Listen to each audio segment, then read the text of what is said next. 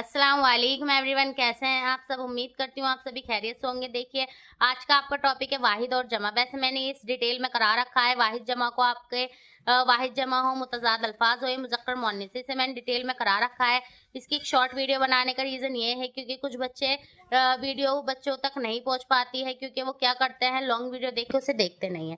ठीक है, तो ये एक शॉर्ट वीडियो मैंने उन्हीं बच्चों के लिए बनाई है, तो जल्दी से इसको देख लेते हैं। वाहिद और जमा क्या है। देखिए, वाहिद को इंग्लिश में सिंगुलर बोलते हैं और जमा को इंग्लिश में प्लूरल बोलते हैं।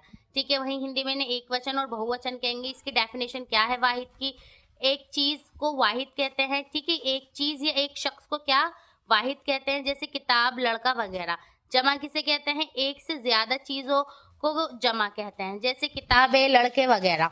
ठीक है, यहाँ कुछ इसके एग्जाम्पल से भी जल्दी से देख लेते हैं। चीज, चीजें, गिलहरी, गिलहरिया, गरीब, गुरबा, जानवर, जानवरों, मजमून, मुजामीन, वक्त, औकात, मुल्क, मुल्कों, खतरा, खतरात, कदम, अकदाम, खबर, खबरें, हिस्सा, हिस्सों, कीमत, कीमतों, फौज, अफवाज, एहसास, एहसासात, अदब, अदाब, असर, असरात, हुर्फ, हुरूफ।